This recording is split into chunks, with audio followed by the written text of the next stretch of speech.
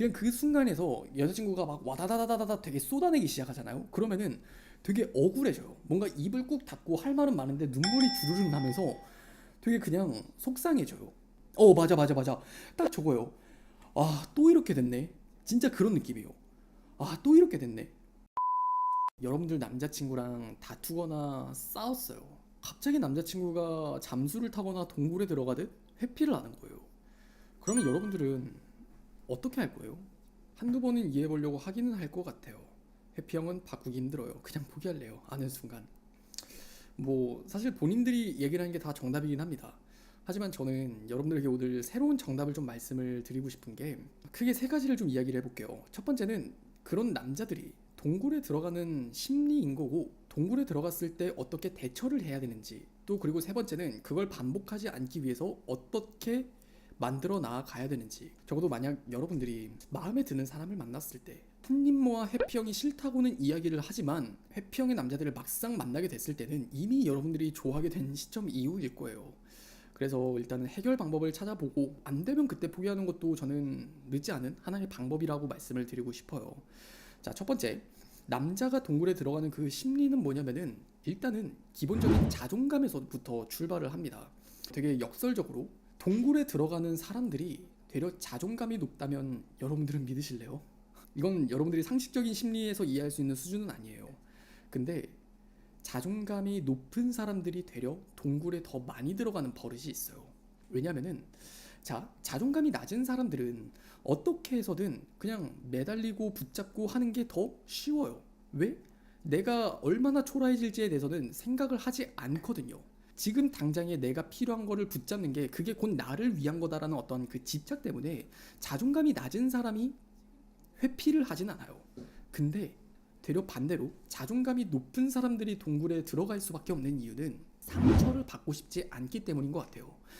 그만큼 자존감이 높은 사람들은요, 본인이 하는 일이든 본인이 하는 노력이든 본인이 하는 최선이든 그것들이 좋은 결과로 만들어졌던 게 끊임없이 반복이 되었기에 자존감이 높아지는 거예요. 이건 여러분들이 좀 더 인문학적인 관점에서 생각을 해볼 필요가 있는 게, 자존감이 높은 사람과 자존감이 낮은 사람들의 결정적인 차이는 태생이 아니에요.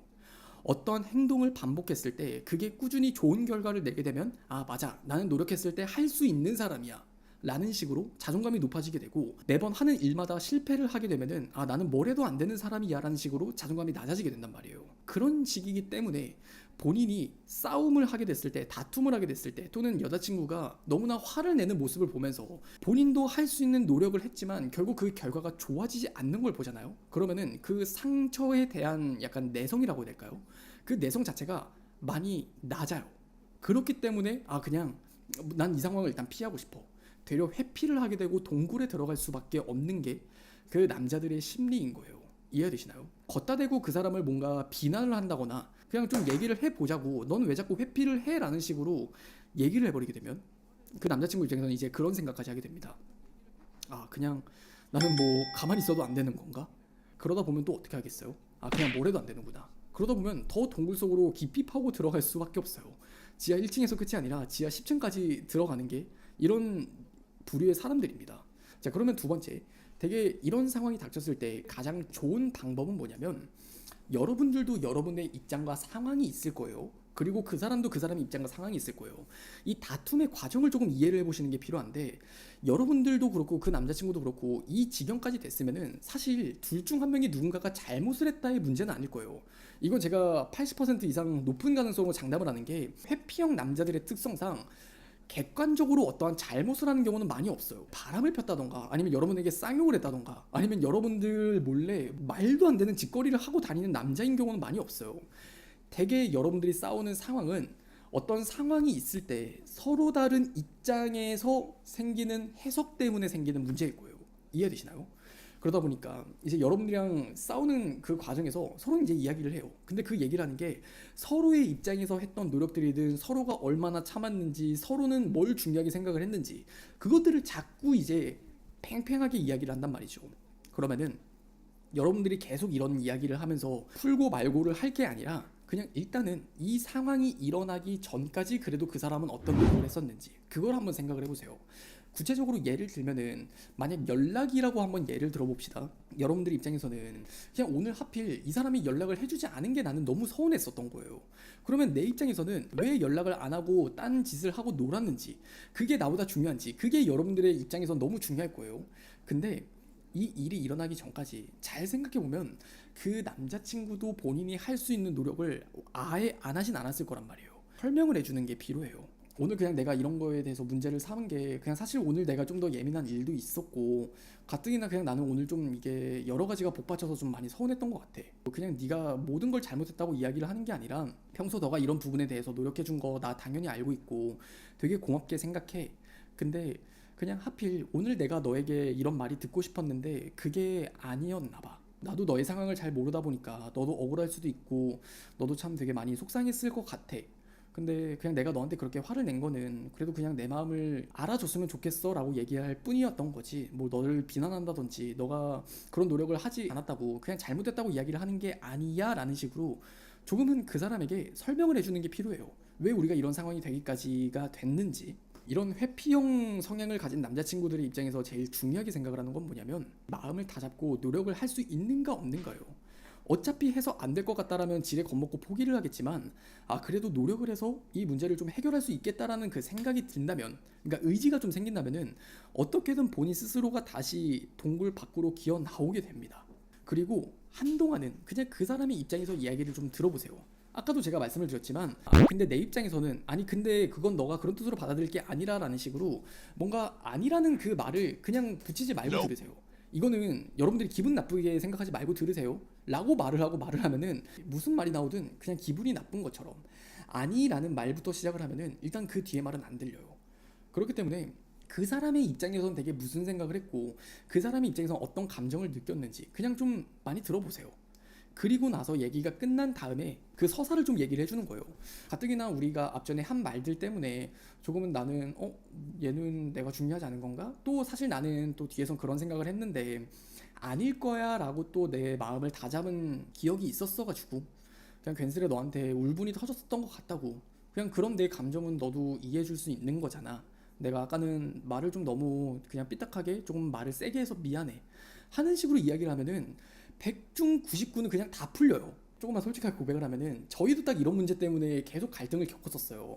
여자친구 입장에서 항상 저한테 이런 반복된 문제들 속에서 한 말은 뭐냐면 그냥 너는 내가 서운해하면 안 되는 것 같아 라는 말을 해요, 저한테. 근데 저는 그게 아니거든요. 정확하게 무슨 생각을 하게 되냐면은 내 노력이 또 여자친구를 서운하겠구나, 자기 자신을 되게 좀 약간 우울하게 만드는 경향이 있어요. 그 여자친구의 감정을 이해하지 못하는 게 아니라 그 사람이 그렇게 받아들이는 상황이 굉장히 속상한 거예요. 그러다 보니까 뭐 위로나 공감 그런 게 시간 지나면은 다 이해를 할 수 있고 다독여줄 수도 있고 너의 입장에서 그렇게 느꼈겠구나 진짜 미안해 이런 말을 다 할 수 있어요. 그게 그 당시에는 안 되는 게 뭐냐면은 상처받는 것들에 대한 그 역치가 났기 때문에 되려 동굴 속에 들어가는 거라고 말씀을 드렸잖아요. 그러니까 일단은 너무 억울한 거예요.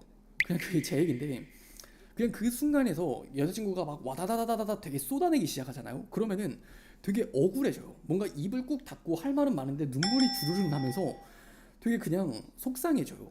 그럼 이제 여자친구는 제가 한마디도 하지 않고 그냥 힘들어하는 모습을 보면은 맞아 맞아 맞아 딱 저거요. 또 이렇게 됐네. 진짜 그런 느낌이에요. 또 이렇게 됐네. 나는 진짜 최선을 다해서 또 할 수 있는 노력을 다 했는데 또 이렇게 됐네. 진짜 이게 사람 미칠 감정을 낳게 되거든요. 물론 여러분들 입장에선 그렇게 생각을 할 수도 있을 거예요. 왜 남자가 가진 이런 회피 성향을 왜 내가 맞춰주듯이 뭔가 이해를 하고 같이 해결을 해야 돼요? 그건 그 사람의 문제인 거잖아요. 그러면은 딱 제가 이렇게 말씀을 드려볼게요.